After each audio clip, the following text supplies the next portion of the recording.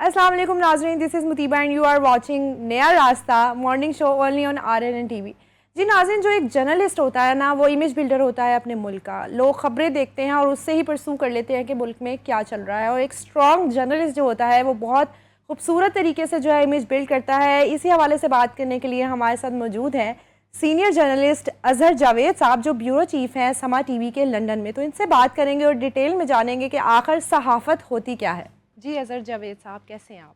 बहुत शुक्रिया। मैं बिल्कुल ठीक हूँ। आप ठीक हैं? अल्हम्दुलिल्लाह ठीक ठाक। पाकिस्तान से दूर रह के कैसा फील होता है? पाकिस्तान से दूर रह के कैसा फ़ील होता है, जी। ये एक ऐसा क्वेश्चन है जो रोज़ ज़हन में आता है और हर रोज़ कमी महसूस होती है पाकिस्तान की। मिस करते हैं? बिल्कुल मिस करते हैं। सबसे और ज़्यादा क्या चीज़ जो है वो आपको याद दिलाती है पाकिस्तान की? सबसे ज़्यादा तो अपनी माँ याद दिलाती है। अरे! ठीक है, वो यहाँ पे होती हैं तो उनका ख्याल होता है। फिर जी, उसके बाद जो दोस्त यहाँ पे जी। शुरू से हैं वो याद आते हैं। फिर लाहौर याद आता है, सबसे ज़्यादा लाहौर याद लाहौर, आता है। तो लाहौर लाहौर है। बिल्कुल। आप जिस माहौल में बड़े होते हैं, फिर पाकिस्तान का एक अपना कह सकते हैं कि आपकी मोहब्बत होती है पाकिस्तान से, अपने वतन से। तो वो सारी चीज़ें हैं कल्चर जो अट्रैक्शन होती है। कल्चर तो वहाँ पे भी मिल जाता है। अच्छा, मिल आज जाता है, आप इंग्लैंड इतना डिफरेंस नहीं में है? मिनी पाकिस्तान है, अच्छा। आपको हर चीज़ मिलती है वहाँ पे। अच्छा, मैंने काफ़ी बार सुना है कि वो भी एक मिनी पाकिस्तान बन चुका है। हर चीज़ ये हर अवेलेबल। चीज़ अवेलेबल है जो यहाँ पे भी नहीं, वो जी। वहाँ पे खालिस अच्छा, मिल जाती है सही। और अच्छी मिलती है। कल्चर तो है, लेकिन कल्चर अपनी जगह पे ही अच्छा लगता है। बिल्कुल ऐसी है, बिल्कुल ऐसी है। अच्छा, मुझे बताएं, being a bureau chief of समा TV लंदन, ये जो एक सफ़र तय किया आपने, ये मुश्किल भी रहा होगा, कुछ ऊंच नीच भी आई होगी। तो कहाँ से स्टार्ट किया आपने अपने जर्नलिज्म का करियर जो है वो स्टार्ट कहाँ से किया?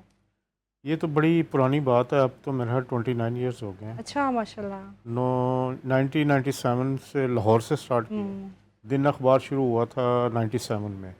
पहली जॉब वहाँ पे की, फिर उसके बाद डिफरेंट न्यूज़पेपर्स में किया यहाँ पे। फिर मैं 2004 में चला गया लंदन। वहाँ पे पहली जॉब जो मीडिया रिलेटेड थी, यही 2005 में जियो टीवी ज्वाइन किया था मैंने। ठीक है।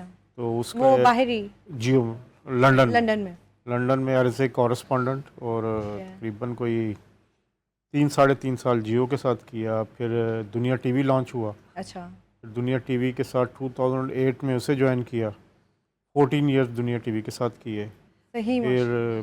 पहले रिपोर्टर, फिर ब्यूरो चीफ, फिर head of Zee. International news operations. तो फिर 14 ईयर्स के बाद उसमें फिर ARY भी, ब्यूरो चीफ यूके का, वो भी मैंने किया। फिर उसके बाद समा टीवी मैंने ज्वाइन अब आप किया, समा TV में हैं। समा टीवी के साथ एज ए ब्यूरो चीफ। यहाँ की जर्नलिज्म में और वहाँ के जर्नलिज्म में क्या फ़र्क है? यहाँ की जर्नलिज्म ज़रा आसान है, आसान है? वहाँ अच्छा। की मुश्किल है। उसकी वजह यह है कि यहाँ पे आपके पास फैसिलिटीज़ बहुत हैं। ठीक हर है। बीट का अलग रिपोर्टर है ठीक है। और यहाँ पे फैसिलिटीज़ भी ज़्यादा हैं। वहाँ ठीक है। पर एक आदमी को ही ज़्यादातर काम करना ठीक है। पड़ता है। तो इस सारी सूरत हाल में फासले भी ज़्यादा हैं, बहुत सारी चीज़ें हैं, आपको पूरा एरिया कवर करना पड़ता है, प्रेशर ज़्यादा होता है। ठीक है। और ख़ास तौर पर लंदन का इसलिए भी कि लंदन जब 2005 में गया तो 6 में उस वक़्त बेनज़ीर भुट्टो भी वहाँ थी, नवाज शरीफ भी वहाँ पे थे, जी। तमाम पॉलिटिकल एक्टिविटी भी थी। फिर वहाँ पर चार्टर ऑफ डेमोक्रेसी हुई चीज़ें। तो वो एक बड़ा मुश्किल काम था, लेकिन इस लिहाज से भी अच्छा हुआ कि शुरू में जाते ही अच्छी रिपोर्टिंग करने को अच्छा। मिली। तो लेकिन अच्छी जगह है और अच्छा एक अच्छा, आपने सफ़र बात की अच्छी रिपोर्टिंग करने को मिली, लेकिन एक रिपोर्टर ख़ुद भी तो उसको पता होता है ना मैंने क्या करना है। माशाल्लाह काफ़ी रिपोर्टर्स होते हैं, बट कुछ लोग, चंद लोग हैं इस फील्ड में जो आगे जाते हैं। तो उसमें क्या क्या खूबियाँ होनी चाहिए, जो अगर कोई आपके पोजीशन पे पहुंचना चाह रहा है तो उसको क्या क्या स्टेप्स जो हैं वो क्लियर करने चाहिए? देखिए, सबसे ज़्यादा जो अच्छे रिपोर्टर के लिए जी। चाहिए ना, उसके लिए कान खुला रखे, अच्छा। आंखें खुला रखे और नाक भी खुला रखे। अच्छा, नाक भी खुला रखे है। क्योंकि खबर जो आती है उसको आप देख भी सकते हैं, सुन भी सकते हैं और सूंघ भी सूंघ सकते भी हैं। सकते हैं, क्या बात है। ठीक है। और उसके अलावा जो सबसे बड़ी चीज़ है, जी। अच्छा रिपोर्टर वो होता है जो लेग वर्क करे। हम्म। और जो लेग वर्क का आदी अच्छा रिपोर्टर होगा वो कामयाब होगा। आपसे मुराद इन्वेस्टिगेशन है? नहीं, इन्वेस्टिगेशन नहीं, हम्म। मतलब जिसे ट्रैवल करने के लिए ओके। कोई मसला ना हो। ठीक है। हमें ये था कि शुरू में जब यहाँ लाहौर में थे तो मैं क्राइम रिपोर्टिंग की थी, ठीक है। तो उस वक्त मुझे आज भी याद है कि लाहौर के 76 पुलिस स्टेशन होते थे। ओह 76 पुलिस स्टेशन में उन दिनों ना ये मोबाइल था, ना आपको पेजर होता था, एक ठीक है।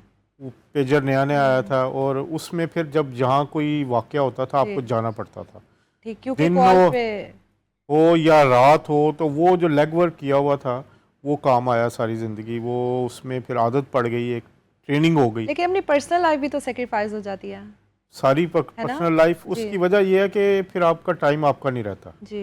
आपको जब आप, जारी बात है, हम लंदन में भी और यूके में भी, फिर मुझे यूरोप, फिर इंटरनेशनल सारा करना पड़ा, तो फिर आपको, आप प्लान नहीं कर सकते। जी।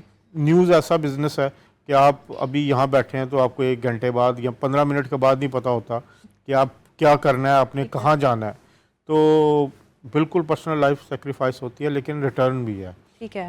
जो मुझे लंदन जा, मेरे एक ख्वाब होता था जब हम यहाँ पर रिपोर्टिंग करते थे, मैं बिग बैन जो है ना वो देखा करता था, उसके सामने या पार्लियामेंट के सामने तो बीबीसी की रिपोर्ट आ रही होती थी, तो रिपोर्टर खड़ा उसके सामने बोल रिपोर्ट दे रहा था। मैं जी। सोचता था मैं भी किसी दिन क्या करूँगा। बात है, टारगेट सेट किया आपने। टारगेट सेट किया, फिर जब गए तो फिर इवेंट्स मिले, फिर वहाँ पे रिपोर्टिंग की। जियो एक बड़ा इदारा था, 3 साढ़े 3 साल उनके जी। साथ किया। फिर ये सारी पॉलिटिकल, बेनज़ीर भुट्टो मरहूम शहीद थी, जो उनके इंटरव्यूज़ किए, नवाज शरीफ के किए, शहबाज शरीफ साहब उधर थे, तमाम पॉलिटिकल क्रीम जो वो आती थी, तो वो वो आप उनके इंटरव्यूज करते हैं। इंटरव्यूज़ जियो की तरफ से सारी जी। पॉलिटिकल रिपोर्टिंग मैं करता था। तो वो एक ऐसा मौका मिला, अल्लाह ने सेट कर दिया कि वो जो 3 साल थे वो सारी ओह। पॉलिटिकल एक्टिविटी से भरे हुए थे, खबर ही खबर थी। तो वो एक मतलब आप हर वक्त एक्टिव रहते होंगे कि अब कोई खबर आई, अब मुझे जाना पड़ेगा। रोज़ाना सब, क्योंकि पॉलिटिकल एक्टिविटी बहुत थी। नवाज शरीफ बेनज़ीर की जी। मुलाकातें होती थी, चार्टर ऑफ डेमोक्रेसी था, जी। एक आमरीत के खिलाफ जद्दोजहद थी। मतलब एक बड़ा सीखने को मिला। लंदन की सड़कों की खाक छीनी, जी। पहले लाहौर की सड़कों पे करते, फिर लंदन की लंदन सड़कों की पे। सड़कों पे। वो एक क्या कहते हैं ना, ट्रेनिंग यहाँ जी। की भी हो गई, वहाँ की वहाँ भी की हो भी गई। हो गई। फिर कॉन्टैक्ट्स बनते हैं, फिर चीज़ें आसान होती जाती हैं। तो ठीक है। ये सूरत है। अच्छा, जर्नलिज्म की हम बात करें, कहते हैं कि सैलरीज बड़ी कम होती हैं, इसमें लाइफ नहीं बन सकती है, मतलब फ्यूचर नहीं बन सकता। आपने बनाया, आपने यहाँ से शुरू किया और आप यूके तक गए, और माशाल्लाह इनकम भी आपकी, ज़ाहिर बात है, अच्छी हुई होगी। तो जो यहाँ पे जर्नलिस्ट हैं वो बड़े परेशान रहते हैं कि हमारी ना सैलरीज इंक्रीज़ होती हैं, वो क्यों, ऐसा क्यों है? अच्छा देखिए, इसमें ना आपको मैनेजमेंट करनी होती है। ठीक है। हो सकता है मैं भी अपनी जो इनकम है उसका 100% थ्रू जर्नलिज्म ना कमा रहा हूँ। ओके। ठीक है, आप एक ही साइड पे नहीं रह ठीक सकते। है। ये एक सबसे बड़ा इशू है जी। कि जब यहाँ पे जर्नलिस्ट कोई बन जाता है या रिपोर्टर बन जाता है या किसी फील्ड में आ जाता है, वो कहता है अच्छा मेरी 100% अर्निंग उसी पे आप कर लिया। ठीक है। एज ए जर्नलिस्ट आपके पास बहुत सारे मौके होते ठीक हैं है। कि आप कोई बिजनेस कर सकें, किसी के साथ पार्टनरशिप में चले जाएं, साइड पे एक अपना काम कर रहे हो। ये मैंने भी वहाँ पे यही किया। ठीक है, ये साथ अच्छी साथ टिप दी आपने। सैलरी अच्छी थी, ठीक सब है। कुछ था, लेकिन एक जब आप मैनेज करते हैं, आप एक परसेंटेज ऑफ इनकम का जी। अपने अदर सोर्सेज से, ठीक है। तो फिर आपको मसला नहीं होता। मेरे बहुत सारे दोस्त हैं यहाँ पे भी, जो जानने वाले भी हैं वहाँ पे भी, तो जिन्होंने तो ये फार्मूला अपनाया वो बच गए हैं। वो बच गए, वो यहाँ पे भी बहुत खुश हैं। उनके पास हो सकता है मेरे से ज़्यादा पैसे हों, सही। क्योंकि उन्होंने साइड अपना कोई ना कोई बिजनेस चला लिया। और कोई इतना मुश्किल नहीं होता। ठीक है। अगर आप ये कहें कि जी मैं फुल टाइम जर्नलिस्ट हूँ, फिर भी आपके पास मौका होता है, आपके पास रिसोर्सेज, क्योंकि एज ए जर्नलिस्ट आप लोगों से जब मिलते हैं जी। तो आप हर किस्म के लोगों से मिल रहे हैं, बिल्कुल। आपके कॉन्टैक्ट्स होते हैं, आप इजीली आप जी। कोई ना कोई काम शुरू कर सकते हैं। तो वो लोग ज़्यादातर परेशान होते हैं जिन्होंने एक ही सोर्स पे कर लिया किया होता है कि और इसके अलावा यहाँ पे क्या पूरी दुनिया में अब जैसे प्रिंट जर्नलिज्म ख़त्म हो रही है, वो ज़्यादा दोस्त वो परेशान हाँ है जी। जब जैसे, लेकिन टीवी चैनल्स आए, जी। सैलरीज बढ़ी, लोगों को यहाँ पे जो रिपोर्टर सपोज 10,000 ले रहा था प्रिंट में, जी। वो 50,000 उस टीवी पे गया। लग गया। वो तो वो एक अच्छी सैलरी, एक टाइम था कि टॉप जो प्रोफेशन से टीवी जर्नलिज्म उसमें था। तो आपको फिर आप बहुत सारे जर्नलिस्ट हैं जिन्होंने डिजिटल मीडिया अपना किया हुआ है, जी। वो साथ साथ वो चला रहे हैं, वो बड़े खुश हैं, बड़े अच्छे पैसे कमा रहे हैं। तो ये एक ऐसा होता है कि आपको मैनेज करना होता है कि सिर्फ एक ही सोर्स ऑफ इनकम पर रिलाई ना करें। अच्छा, एक बड़ा एक ट्रिकी सा सवाल करने वाली हूँ मैं आपसे, वो ये है कि जब कोई सुनता है ना जर्नलिस्ट है, लोग डर भी जाते हैं ये ब्लैकमेलर होगा, ये ब्लैकमेल करते हैं, इनके पास बड़े ताल्लुकात होते हैं। तो ऐसे लोग भी हैं, लेकिन हर कोई नहीं है, लेकिन एक इमेज बिल्ट हुआ है जर्नलिस्ट है ब्लैकमेलर होगा, क्यों? देखिए, अनफॉर्चुनेटली हमारी सोसाइटी में लोग जो हैं वो परसेप्शन को डेवलप कर लेते हैं। जैसे हमने सियासतदानों के बारे में एक परसेप्शन बनाई हुई है ना कि यार ये सियासतदान जो भी है ना वो चोर होगा, वो डाकू होगा, करप्ट होगा। इसी तरह की एक परसेप्शन जर्नलिस्टों के बारे में भी बना ली जाती है, जो कि एक दुरुस्त चीज़ नहीं होती। हर शोबे में अच्छे बुरे लोग होते हैं। आप डॉक्टर्स में चले जाएं, आपको डॉक्टर्स में भी ऐसे लोग नज़र आएंगे जो लोगों की खाल उतार रहे हैं, प्रोफेशन से इंसाफ नहीं कर रहे। आप टीचर्स में चले जाएं, आप वहाँ पे भी है। पुलिस में चले जाएं, वहाँ पे भी एक परसेंटेज है। और अगर आप जर्नलिस्ट देखें तो जर्नलिस्ट भी तो हम इसी मुआशरे का हिस्सा ना। तो अगर हम आप कह रहे हैं तो हमारे शोबे में भी उतनी ही परसेंटेज है बुरे लोगों की जितनी दूसरे शोबों में है। तो इसलिए सिर्फ लेबल करना, और बात ये होती है कि आपका इंडिविजुअल कंडक्ट क्या है लोगों के साथ। अगर आप किसी से मिल रहे हैं, अच्छे तरीके से मिलेंगे, तमीज़ से बात करेंगे, बजाय रोब डालने के, लोग आपके दोस्त बनेंगे ओवर द ईयर। मेरी अब जो लंदन में 20 साल पुराने दोस्त हैं वो आज भी हैं। यहाँ पे जो मैं छोड़ के गया हूँ 24 साल 25 साल पहले 27 पहले, वो आज भी मेरे दोस्त हैं। ये नईम हनीफ साहब जो RNN के, ये मेरे 2001 से दोस्त हैं। हम कुलीग रहे हैं और आज भी हमारी जो दोस्ती है वो उसी तरह ही है। ठीक है, तो ये आपका कंडक्ट भी होता है। अपनी दोस्ती को कोशिश करें लॉन्ग रखें, शॉर्ट टर्म बेसिस पे दोस्त जो है वो ख़राब होते हैं। बिल्कुल ऐसे जब आप लंदन में जाते हैं तो बीइंग अ पाकिस्तानी आपको क्या चीज़ें फेस करनी पड़ती हैं? मुझे तो कुछ नहीं करना पड़ता, कुछ भी नहीं, अल्हम्दुलिल्लाह इट्स पॉजिटिव है। सम टाइम देखें मुआशरे में कुछ ना कुछ तो आपको नेगेटिविटी होती है, लेकिन अल्हम्दुलिल्लाह आप अपना काम करें, किसी को ना छेड़ें, किसी को तंग ना करें और अपनी फील्ड में रहें, तो मेरा नहीं ख्याल कोई प्रॉब्लम नहीं। ये बिहेवियर पे आपको मैंने पहले भी कहा कि डिपेंड करता है कि आपका बिहेवियर दूसरों के साथ क्या है। आप किसी से पंगा करेंगे तो आप मुश्किल में होंगे, चाहे इधर है या वहाँ पे है। तो फिर वही है कि वहाँ के मुआशरे में भी उतने ही बुरे लोग परसेंटेज है जितनी यहाँ के मुआशरे में है। ठीक है, तो ये आपको पर्सनली आपको देखना पड़ता है। अच्छा, अगर हम सियासत की बात करें तो आप बड़ा इन रहते हैं माशाल्लाह, मियां नवाज शरीफ के साथ और मैडम मरियम नवाज शरीफ के साथ आपका बड़ा एक गहरा ताल्लुक है। ये ताल्लुक किस तरह बना, कितना अरसा हो गया उनके साथ चलते हुए और किस तरह डेवलप हुआ आपका एक ट्रस्ट? बेसिक फैक्टर है ट्रस्ट। देखिए, जब मैं 2005 में वहाँ पे था तो शहबाज शरीफ साहब वहाँ पे थे ऑलरेडी, तो एग्जाइल में थे। तो नवाज शरीफ साहब 2006 में वहाँ पे आए। ठीक है, मैं उनकी रिपोर्टिंग जियो की तरफ से करता था जी। तो उसके बाद उनसे आहिस्ता मिलाना फिर वो एक ट्रस्ट डेवलप हुआ। मैंने कभी खबर को इंसान पे फोकियत नहीं दी। ठीक है, पर्सनल रिलेशंस और वो चीज़ जो देखें, साफ़ी का एक कोड ऑफ कंडक्ट होता है, उसको अगर आप फॉलो करें, हर चीज़ खबर नहीं होती जी, हर चीज़ खबर नहीं होती, बिल्कुल। तो उसको आप खबर के चक्कर में पड़ जाएंगे तो इंडिविजुअल लोगों से आप ख़राब होते हैं। खबर दी है जी, बहुत दी है, लेकिन मियां नवाज शरीफ साहब के साथ एक ट्रस्ट डेवलप हुआ, मियां शहबाज शरीफ साहब के साथ एक ट्रस्ट डेवलप हुआ। वो ट्रस्ट है कि आज भी 20 साल बाद भी वहाँ पे तो मिलते ही हैं। आज भी जब मैं आया हूँ तो मैंने रिक्वेस्ट भेजी तो विदिन 24 आवर उन्होंने बुला लिया। क्या बात है, मैं ही पूछने वाली हूँ, वहीं से उठ के आ रहे हैं आप जी। तो वो मतलब ये एक ट्रस्ट का है कि वो आए, फिर मरियम साहिबा आती रही हैं, देखते रहे हैं। फिर वो एक मियां नवाज शरीफ एक बड़े रख रखाव वाले आदमी हैं, वो लोगों के साथ अपने ताल्लुक़ में जो बात करें ना, ताल्लुक़ नहीं जाने देते। तो उनसे मिलने के लिए अभी यहाँ पे पता नहीं कितने कितने लोगों की लाइनें होती हैं, लेकिन पुराने लोगों को वो वैल्यू करते हैं, उनको इज्जत देते हैं। सबसे बड़ी बात है इज्जत देते हैं, और वो इज्जत दी, आज भी दी है उन्हें। बताएं मुझे कैसी रही मीटिंग, क्या क्या बातें हुई, क्या क्या खाने थे वहाँ पे, सारी चीज़ें बताएं। चलो, खाने वाला पार्ट ज़रा प्राइवेट आ जाता है। नहीं, वो भी ज़रा होता है ना कि मियां नवाज शरीफ के साथ बैठ के आपने ये चीज़ एंजॉय की, ये किया। देखिए, हम गए थे तो मीटिंग का जो टाइम था वो मियां नवाज शरीफ से सेट था। ठीक है, तो फिर हमें तकरीबन 1:45 का टाइम था, तो 5 मिनट हम पहुंच गए थे, तो 5 मिनट पहले ही कॉल आ रही कि कहाँ है मियां साहब, वेट कर रहे हैं। ओके। तो हम गए तो आगे CM साहिबा भी मौजूद थी, तो मियां साहब ने कहा कि ये आप आ रहे थे, तो मैडम कहती कि मैंने मिल के जाना, उनकी कोई मीटिंग थी, तो वेरी काइंडली वो भी बैठी, उन्होंने भी बातचीत की, हमने कुछ पंजाब के हवाले से बात की, कुछ मामलात के, कुछ उनकी तवज्जो दिलाई कुछ चीज़ों पे, वेरी काइंडली उन्होंने सुना और उन्होंने बताया कि वो क्या क्या कर रही हैं पंजाब में, और उन्होंने ये भी कहा कि विद इन 1 ईयर आप मज़ीद फ़र्क देखेंगे जो हो रहा है पंजाब में, लाहौर, और इसके अलावा उनका ये कहना था कि उनका फोकस सिर्फ लाहौर पे नहीं है, पूरे पंजाब पे है। वो कह रहे हैं कि ये काम मेरी जिम्मेदारी है, मैं कर रही हूँ, और इंशाल्लाह अगले 1 साल में आपको और भी ज़्यादा इसमें एक बेहतरी नज़र आएगी पंजाब में। नवाज शरीफ साहब से भी बातें हुई, कुछ लंदन की बातें हुई, पुराने दिनों की बातें हुई, और अच्छी रही। फिर उनके साथ जुमा पड़ा, उनके उधर ही अपने उधर ही करवाते हैं जुमा।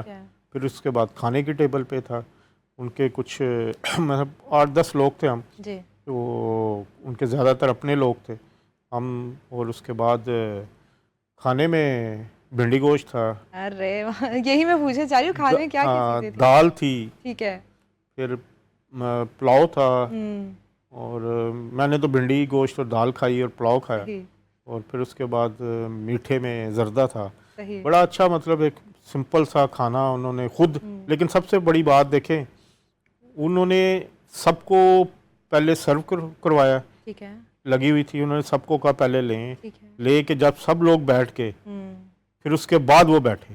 क्या बात है, रिस्पेक्ट किया, रिस्पेक्ट सबकी की। फिर उन्होंने सबका ख्याल रखा कि आप सर्व कर रहे हैं, करवाया सबको।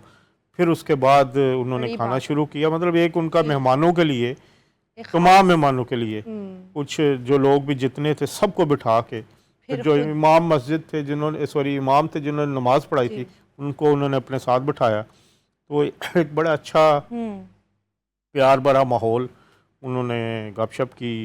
अच्छा, जुम्मे के दिन की क्या ख़ास बात है? यूके में भी जुम्मे के दिन जो है वो गेट टुगेदर करते हैं और आप लाजमी तौर पे वहाँ पे मौजूद होते हैं। ये उनका शुरू से एक 2006 में भी जब थे वहाँ पे ऑफिस था, 2006-7 में ड्यूक स्ट्रीट, ऑक्सफोर्ड स्ट्रीट के साथ, तो वो जुम्मे को एक महफिल लगाते थे। ठीक है। उस दिन भी वो पूरे यूके से उनके वर्कर्स आते थे, दोस्त आते थे, वो बैठते थे, जुम्मे से पहले गपशप होती थी, उनसे आइडियाज़ लेते थे, किसी की बात सुननी, ये उनकी पुरानी आदत है। ठीक है। तो वो फिर उनके बाद वो खाना उधर खाते थे सब लोग, खाना कभी कहीं से आता, कभी कहीं से बुलाते, और फिर उसके बाद उन जुमा पे पढ़ा जाता, फिर उसके बाद गपशप के बाद वो मतलब अपने लोगों को टाइम देते थे और उनके सुनते भी थे, गपशप करते थे सब लोगों के साथ।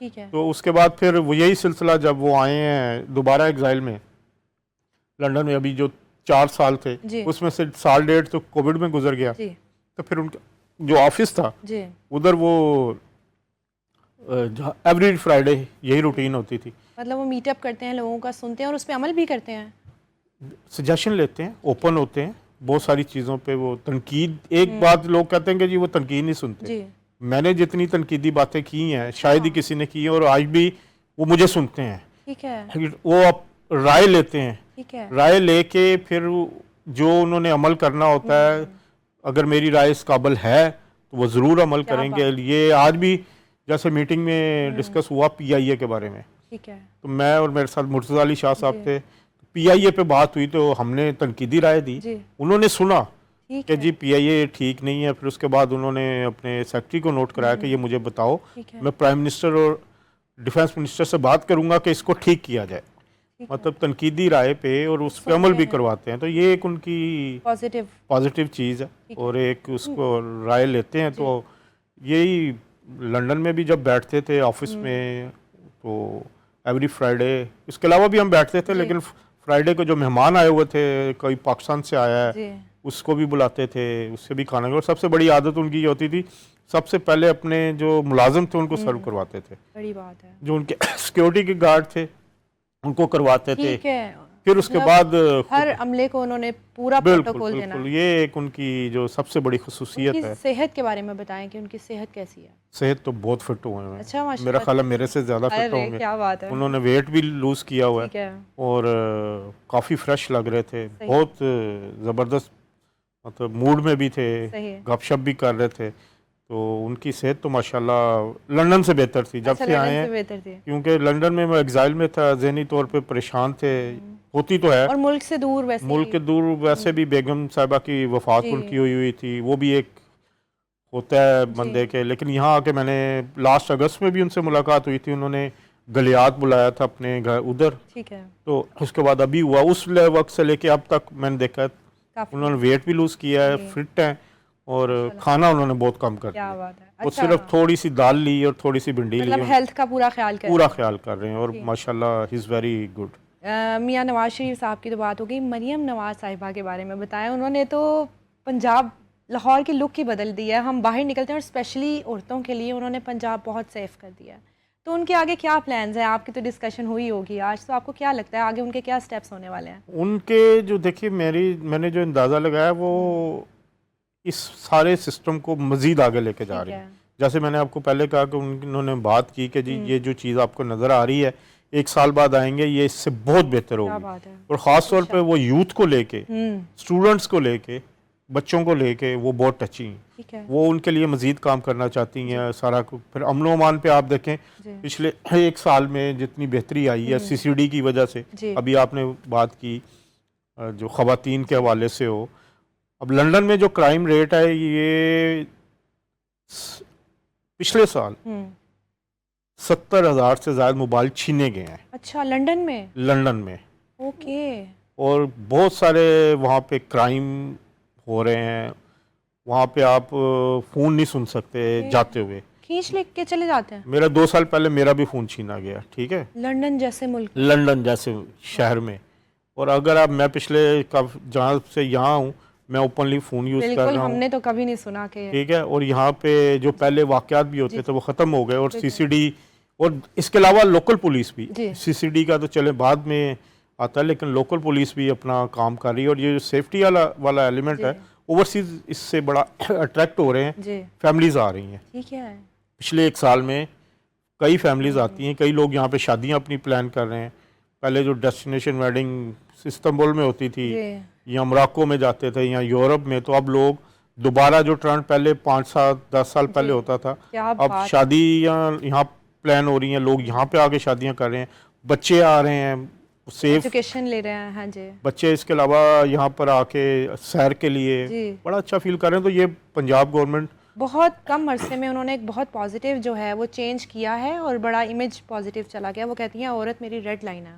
बिल्कुल, और ये हकीकत भी है, औरत लंदन में भी रेड लाइन है। अच्छा, वहाँ पे औरत के खिलाफ कोई क्राइम हो जाए तो फिर उसको छोड़ा नहीं जाता। ठीक है। यही तहजीब याफ्ता, तरक्की याफ्ता ममालिक में होता है कि आप उनको सेव करते हैं। तो यहाँ पे भी अब मैंने अभी देखा, यहाँ पे लड़कियाँ मोटरसाइकिल चला रही हैं, बिल्कुल ऐसे है। स्कूटी चला रही हैं, जो कि पहले नॉर्मल नहीं था, सोच ही नहीं सकते थे कि एक लड़की बाइक लेके बाहर जा रही है। न्यू नॉर्मल है। मतलब मैंने तो ट्रैवल के दौरान जी माशाल्लाह हमारी बेटियां, बच्चियां जो हैं वो इंडिपेंडेंट हुई हैं। जी, पहले भाई या कोई वालर लेके जाता था, छोड़ने आता था, हमने खुद अपनी बहनों को यहाँ पे कॉलेज छोड़ने जाते जी। थे, लेके आते थे। टाइम हो गया छुट्टी का हाँ, और वो तो सारा वो करते थे। हाँ तो अब वो इंडिपेंडेंट हो रही हैं, सारा कर रही हैं।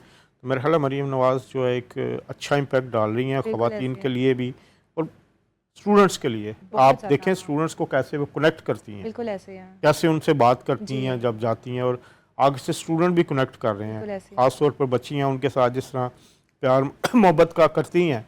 ये बड़ी अच्छी है कि स्कूटीज़ वो दे रही हैं, लॉन्स दे रही हैं, लैपटॉप्स हैं और स्टाइपेंड्स हैं। यूनिवर्सिटी में जो बच्चियाँ पढ़ना चाह रही हैं, जी, बहुत ज़्यादा फीसिस उनकी दे रहे हैं। फीसिस दे रही हैं। बिल्कुल ऐसे है। और इसमें आप ना, ये शहबाज शरीफ साहब जब 2007-8 में आए थे, जी, तो उन्होंने ये सिलसिला शुरू किया था। ठीक है।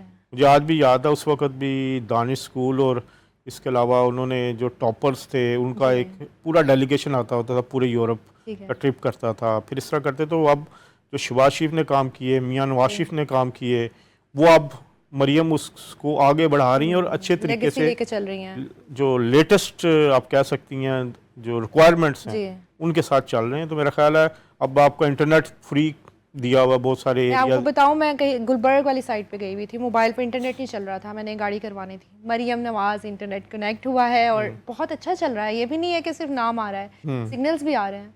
बिल्कुल वही ना। तो अब मैं खुद भी जब घूमा हूँ, देखा हूँ, तो लाहौर तो बदल लगता है गया। कोई पेरिस तो कोई चीज़ ही नहीं है। पेरिस वैसे आप कभी जाएं इतना अच्छा नहीं है। अच्छा। आप ये बातें ही बनी हुई हैं कि पेरिस बहुत अच्छा है, लेकिन लाहौर तो आप किसी भी तरक्की याफ्ता मुल्क, जी किसी भी अच्छे शहर से आप उसका माहौल, रोज़ सफाई हो रही है, बिल्कुल। आपको डस्ट नज़र नहीं आती, बहुत सारी चीज़ें हैं। बसंत अगर हम याद करें जो गुजरी है, क्या लाहौर रंगारंग हुआ था। बिल्कुल, ये फेस्टिवल दें। इसके अलावा एक और बड़ा अहम मंसूबा चल रहा है जी। लाहौर की रिवाइवल का, अच्छा। लहर के नाम से। लहर। लहर लाहौर का वो एब्रीवेशन मुझे याद अभी उसका नहीं है। ठीक है। वो बना रहे हैं लाहौर का जितना भी ओल्ड लाहौर है उसको असल हालत में। ओके, मतलब मतलब उसको ये सही कर रहे हैं। हाँ, जैसे अब नीला गुंबद उन्होंने सारी दुकानें हटा के वो वाकई नीला गुंबद ला रहे हैं। क्या अंदरूनी शहर में तमाम जितनी ये पुरानी स्ट्रीट्स हैं उनको वो कर रहे हैं। तो ये फिर Lahore cultural city, original culture देखने के लिए लोग आएंगे। मतलब हिस्टोरिकल जगहों को जो है प्रिजर्व कर रहे हैं। जैसे पूरी दुनिया में होता है, आप बार्सिलोना चले जाएं, वहाँ पे आपको ओल्ड सिटी नज़र आएगा उसी हालत में। आप फ्रांस के सबर्ब्स में चले जाएं, वहाँ पे भी आपको नज़र आएगा। रोम में चले जाएं, रोम उसी तरह ही है।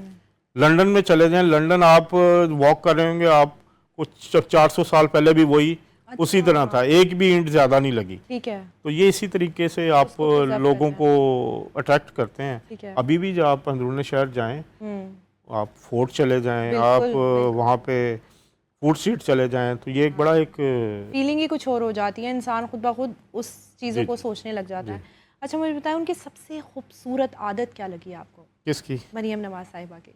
मरियम नवाज एम्बिशियस हैं, विशियस हैं। और सबसे खूबसूरत आदत जी। अपने वालिद की इज़्ज़त, अतात, दुआएं हैं उनको। दुआएं हैं। मतलब वो अपने, मैंने बड़ा उनको देखा है, लंदन भी आती थी, वो अपने वालिद के सामने एक लफ्ज़ इजाफी नहीं बोलती। जब उनको इजाज़त मिलती है अच्छा। तब वो बोलती हैं, जब तक उनके वालिद साहब बोल रहे हैं वो चुप करके सुन रही होती हैं। वो एक अतात गुजार बेटी हैं, जी। और वो अपनी वालदा के साथ भी उनका यही था, ठीक है। बहुत मोहब्बत करती थी।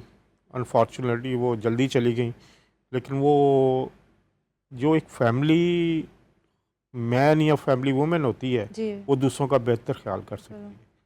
मेरा ख्याल है वो जो उनके वालिद की दुआएं हैं, वो वालिद की जो एक सरपरस्ती है, जी। वो जो वालिद से मोहब्बत है, जी।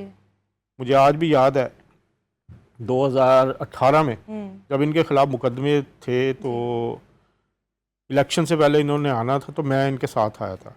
उससे पहले लंदन में जब इनको सज़ा भी हो गई, यहाँ सुना दी गई, मरियम नवाज़ को भी सुना दी गई, तो उस वक़्त मियाँ साहब ने मरियम बीबी को कहा कि आप ना जाएं, आप यहीं रुकें। उनकी वालदा भी बीमार थी उस वक़्त कि वहाँ पे आपको जेल जाना पड़ेगा, तो आप ना जाएं। तो मरियम ने कहा नहीं, मैं आपके साथ जाऊंगी, चाहे मुझे जेल भी जाना पड़े, मैं आपको अकेला नहीं छोड़ सकती।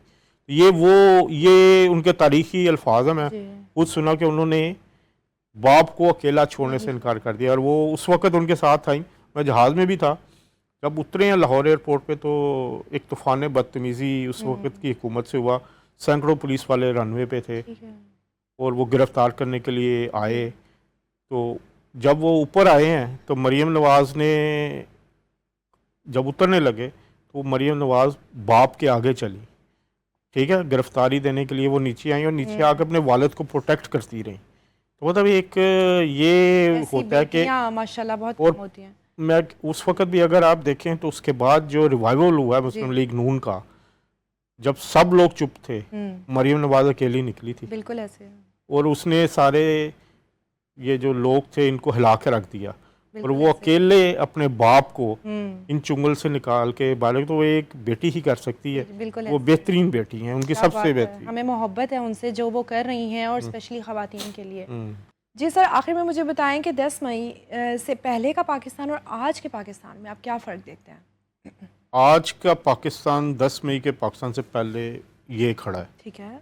अगर आप ये कहें कि 10 मई से पहले जी पाकिस्तान की रेटिंग 2 थी, तो इस वक्त 10/10 क्या है। बात है। और जैसे पाकिस्तान ने, पाक फ़ौज ने, जी। हुकूमत पाकिस्तान ने, वज़ीर आज़म ने जवाब दिया इंडिया को और उनको जंग हराई, उसने पाकिस्तान को एक मजबूत मुल्क के तौर पर पूरी दुनिया में मुतारफ़ करवाया कि सबसे बड़ी सुपर पावर का सदर डोनाल्ड ट्रंप आपके आर्मी चीफ को वाइट हाउस में बुला के खाना खिला रहा है। बहादुर लोगों की कदर होती है, जी। उसने बहादुरी, और फिर वो कहता है कि मेरा फेवरेट फील्ड मार्शल है। ठीक है। पाकिस्तान के प्राइम मिनिस्टर को वो अच्छे अल्फाज में याद क्या करता बात है कि ये इज़्ज़त वाले आदमी हैं। ये बहादुर हमारी फ़ौज की वजह से, फील्ड मार्शल की वजह से ये फ़र्क पड़ा। ठीक है। आज देखें कि इस्लामाबाद हाँ जी, पूरे वर्ल्ड की तवज्जो का मरकज़ बना रहा। बिल्कुल। जो भी आप सोशल मीडिया उठाएं, टीवी चैनल उठाएं, बड़े बड़े न्यूज़ चैनल्स उठाएं, अमेरिका हो, बरतानिया हो, फ्रांस हो, अरब वर्ल्ड हो, सारे इस्लामाबाद पे फोकस थे। और पाकिस्तान, वो जिसे हम टेररिस्ट लेबल किया करते जी। थे, आज अमन फराम करने वाला मुल्क के तौर पर देखा जा रहा है। और पाकिस्तान की इस वक्त जो साख है, मेरा ख्याल है पाकिस्तानी पासपोर्ट की जो इज़्ज़त है, जी। इस वक्त बहुत अच्छे अल्फाज में लोग कर रहे हैं याद। तमाम बड़े बड़े जो पाकिस्तान के भी मुखालिफ थे, आप जितने बड़े कमेंटेटर हैं, अमेरिकन हो, ब्रिटिश हो, वो पाकिस्तान की तारीफ़ कर रहे हैं। तो ये एक बहुत बड़ी अल्लाह की बात है। तरफ से नेमत है। हमारे फील्ड मार्शल सैयद आसिम मुनीर की बहादुरी, बेशक। और हमारे वज़ीर आज़म शहबाज शरीफ की एक सियासी बसीरत जी। का वो अमली नमूना है कि एक स्टेट्समैन के तौर पर वो उभर के आए हैं सामने। और उन्होंने पाकिस्तान को, वज़ीर आज़म शहबाज शरीफ ने पहले जहाँ डिफ़ॉल्ट होती मईशत को बचाया, आज पाकिस्तान को वो टॉप पे ले गए। क्या बात है, बहुत शुक्रिया, बहुत ही ज़बरदस्त बातें की और इस तरह की बातें आज आपने बताई जो कभी भी कोई बता ही नहीं सकता, क्योंकि आपने उनको बहुत करीब से देखा।